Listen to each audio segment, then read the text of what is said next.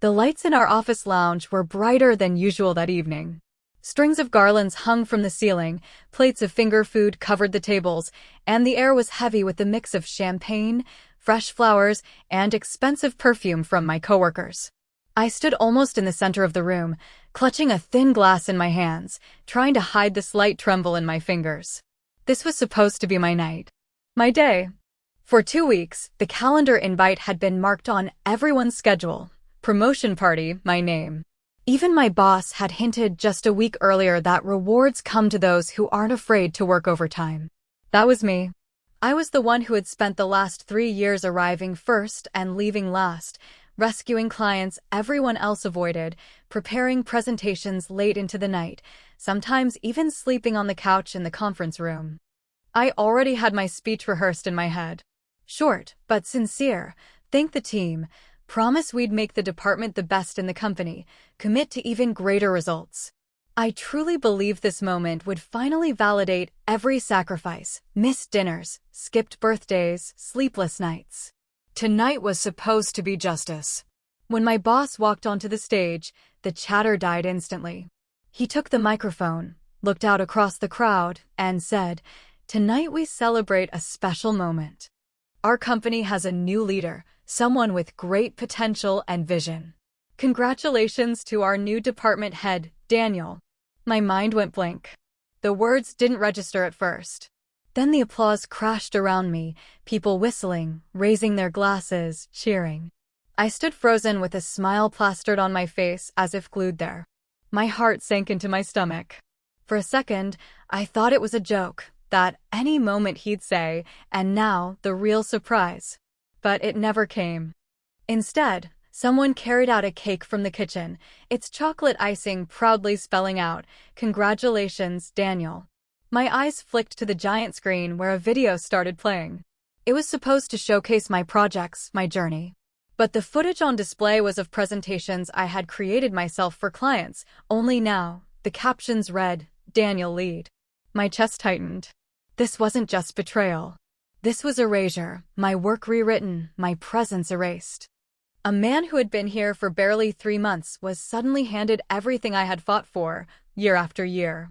I took a sip of champagne to keep from choking on my anger. The smile never left my lips. I refused to give them the satisfaction of seeing me break. I lifted my glass, walked straight to Daniel, hugged him as the cameras flashed, and whispered so only he could hear, "Enjoy tonight. Because tomorrow, the real work begins." He smiled nervously, probably mistaking it for encouragement. But there was no encouragement in my words. It was a promise. I wasn't about to let this slide. Inside me, a cold plan began to form. I looked at the cake, the slides, the colleagues avoiding my eyes, and I knew this had been arranged long in advance. They all knew. They had lied. I stood there, surrounded by fake smiles and hollow applause, already aware that this was only their opening move. The next one would be mine. And it would be far harsher. When I first walked through the doors of this company, no one took me seriously. I was just a college student with a cheap laptop in my bag and the determination to prove I could do more than sit in the back office making coffee. The department back then was a disaster, chaotic Excel 2007 spreadsheets, clients getting lost in endless email chains, leads going unanswered. The hallways were filled with constant arguments about who was to blame for failures, while no one actually took responsibility. I still remember my first day. My boss tossed a stack of unanswered client requests onto my desk and said, "Figure it out." His tone had that edge of, "Let's see how long you last." Well, I lasted. And not just lasted, I ripped that chaos out by its roots. I built a lead response system, introduced a basic CRM where every client finally had a profile, a history, and an action plan. I trained the team to create weekly reports that actually exposed weak spots instead of just checking a box. Within 6 months, our client NPS score jumped from 52 to 78. That number meant more to me than any personal compliment because it proved I wasn't just doing the job, I was reshaping the structure. Step by step, I was pulled into bigger projects. At first, small client accounts, then mid-sized. And eventually, I was handling the key accounts. I was the one who picked up the phone first when a crisis hit, and the last to leave the office, staying late to untangle mistakes. I became the person who carried half the department on my back. Even if my job title didn't reflect it, everyone knew, without me, everything would grind to a halt. And then, the signs became clearer. I wasn't just executing anymore, I was proposing ideas. Ideas that saved time and money. I learned faster than they expected me to. And one day, I overheard my boss talking to another manager, thinking I had already left. He said, "She's too ambitious. People like that are better kept at a distance." At the time, I brushed it off. I even took it as a backhanded compliment, proof that maybe I intimidated them. But later, I realized his words carried more poison than I wanted to believe. Then came Daniel. He looked flawless, new suit, perfect haircut, polished smile. In the beginning, he seemed a bit lost, and I even helped him with his first client case. We sat together in the conference room as I explained how to structure a strategy. He listened carefully, nodding, taking notes. But just weeks later, I noticed something strange. In meetings with the boss, he was presenting my exact ideas, word for word. At first, I let it go. A rookie under pressure, maybe unsure of himself. But then it happened again. And again. Eventually, I caught him outright copying sections of my documents and pasting them into his own. Still, I stayed loyal. I believed my years of work and results spoke for themselves. But as time went on, I couldn't ignore it. My boss was starting to bet on him. Daniel was always placed next to me during presentations, but the credit landed squarely on him. My boss even began asking me to send critical files directly to Daniel in private chats instead of uploading them to the shared dashboard, where everyone would see who actually did the work. That's when it hit me. I wasn't just being overlooked. I was being quietly prepared for removal. Back then, I still naively thought it was all in my head. But the promotion party proved me right. It had been planned all along. And I finally understood. They didn't fear me because I was weak. They feared me because I was too strong. I stayed at that party until the very end. I smiled, hugged colleagues, and thanked everyone who came over with the same tired phrases of fake encouragement. To anyone watching, I looked like someone genuinely happy for another person's success. But inside, I was boiling with so much rage that if looks could set a room on fire, the office would have burned to the ground before morning. Every detail I noticed screamed the same truth. This wasn't an accident. It wasn't some last-minute improvisation. It was planned. The cake with "Congratulations, Daniel" written across it, the edited highlight video, the slides with his photo, all of it had taken weeks of preparation. And the whole time, I'd believed they were preparing to celebrate me. I stood there with a glass of champagne, quietly checking off mental flags. Flag number 1, the cake. Nobody orders that overnight. That meant the bosses had known for at least a week that the promotion wouldn't be mine. Flag number 2, the so-called achievement video. It used my own presentations, footage of me sitting in front of clients with my laptop, only the captions now read, "Daniel Lead." Someone had deliberately taken my work and repackaged it as his. That wasn't an oversight, it was theft. Flag number 3, the reactions from my coworkers. A few of them already knew. I caught their guilty glances before they quickly looked away. I couldn't afford a scene, couldn't scream or break down. That's exactly how they wanted me to look, emotional, unstable, weak. So I took another sip, walked up to our corporate photographer and said casually, "Can you send me the raw files from the party? I want a video for the memory." He winked. "No problem." In the taxi home, I opened my laptop. I pulled up every old file of mine and started gathering them into a single folder: briefings, presentation drafts, email threads, signed contracts. I knew the day would come when someone claimed, "Daniel did this." And I had to be ready to prove otherwise. That night, I wrote myself a 7-point plan. The first rule: stay friendly for 10 days. Let them relax. The second: ask finance for KPI control numbers, frame it as personal analysis. The third: check in with clients. Hint at a possible management change, see how they react. Fourth: find allies. There are always people who know the truth. Fifth: pull chat logs with evidence. Sixth: Listen carefully. They'll slip up on their own. And seventh, make your move when they least expect it. The next morning, I got to the office before anyone else. I pulled up Daniel's email on the big screen in the conference room. No, I didn't have direct access, but he was careless. He often logged into shared tools under my credentials and forgot to log out. In his drafts folder, I found an email addressed to our boss. It read, I used my name's presentation but made a few changes. I think the client will be satisfied. She's too emotional to be trusted with meetings like this. I felt a chill run through me. They weren't just stealing my work, they were building a narrative behind my back, painting me as unstable while presenting him as reliable. I closed the laptop and took a deep breath. No panic, only clarity. This was another flag. And now I had proof. By lunch, my boss walked into my office with that fake, syrupy kindness and said, "You're not upset we promoted Daniel, right? You're still important to us." I looked up, smiled, and said, "Of course not. The only thing that matters is the department's success. You know me, I'm always about results." He seemed satisfied with my answer, as if he truly believed it. Good. Let him believe. Let him think I had swallowed it whole. That evening, I stayed in the office long after everyone else had left. The hallways were quiet, just two lights buzzing overhead. That's when I heard voices coming from the Seattle conference room. I moved closer and froze behind the frosted glass. It was my boss and Daniel. "She's too independent," my boss said. "I don't want someone beside me who could be my competitor tomorrow." "And I'm flexible," Daniel replied.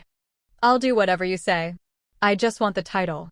I clenched my fists so tight my nails dug into my palms. Then my boss added, "While she's still here, drain her of all the processes.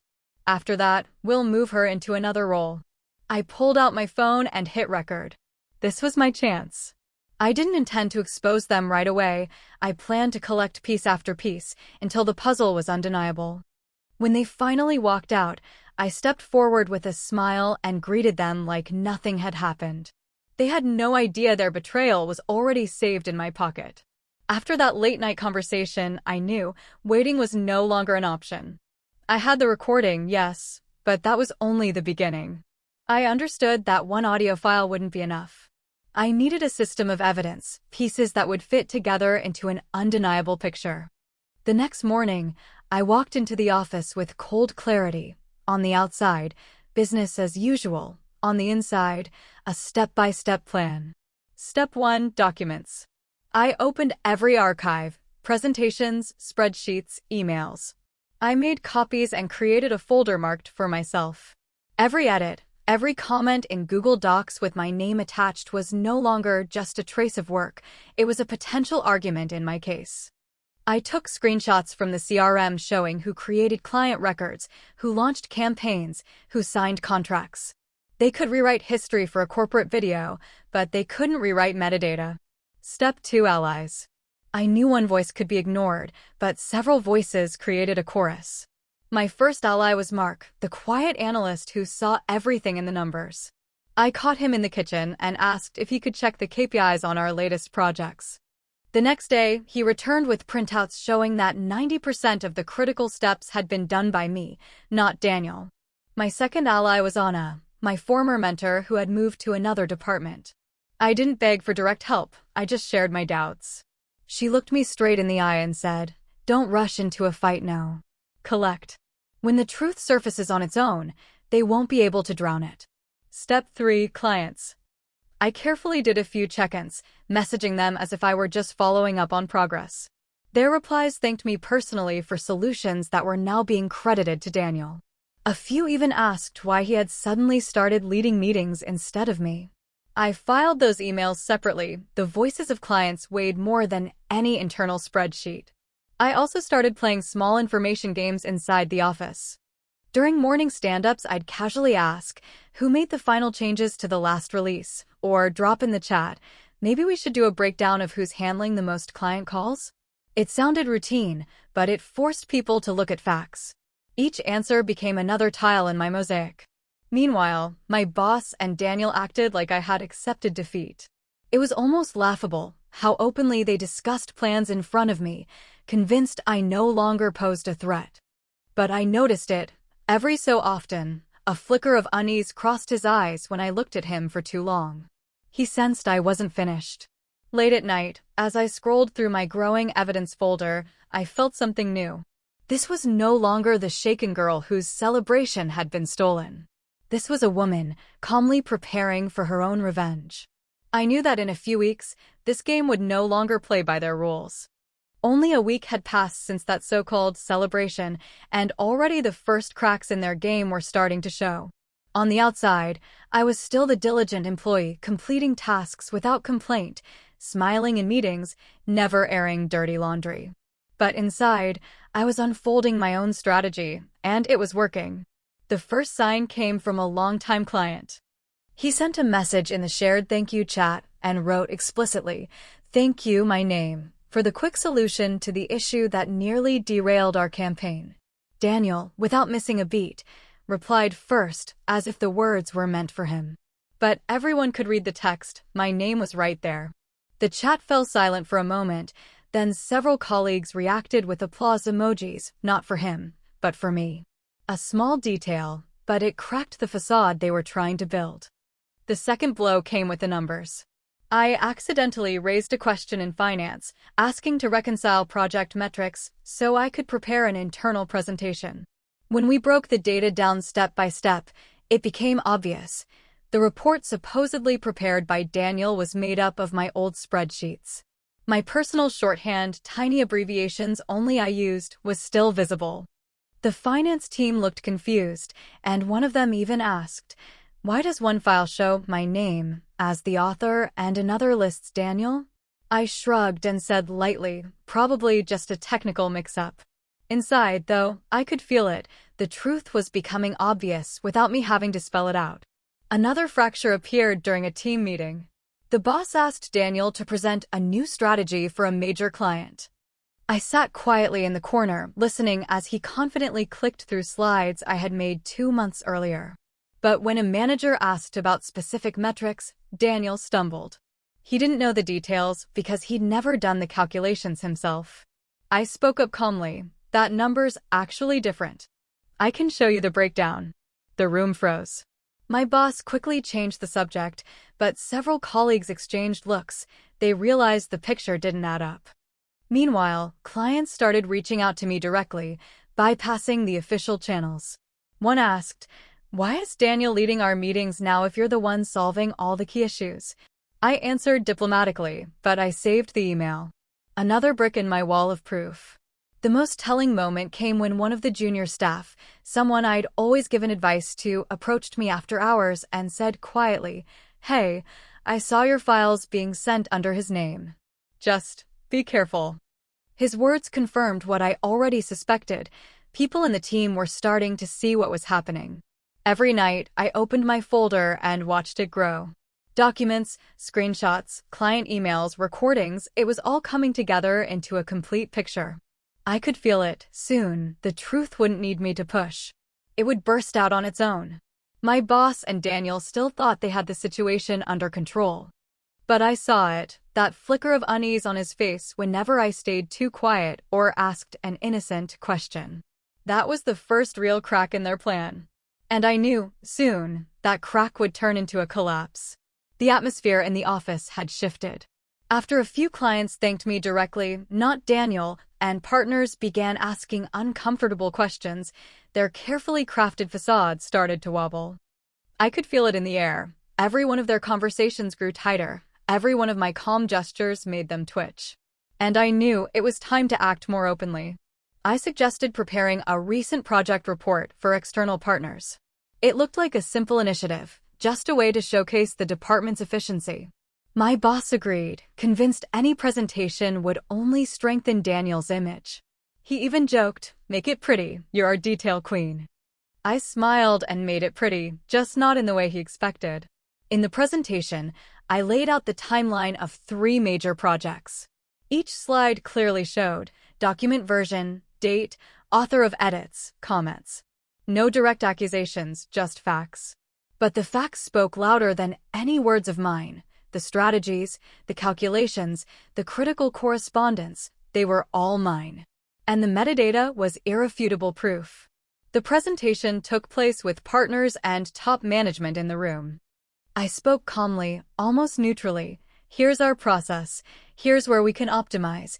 Here's where key decisions were made. As I advanced the slides, everyone could see who had actually driven the work. After a few minutes, one of the partners raised a hand. Why does the official report list another author? The room fell silent. My boss went pale. Daniel tried to explain but stumbled. I opened the metadata and showed, here's who made the final changes. It wasn't a scandal, it was a precise strike.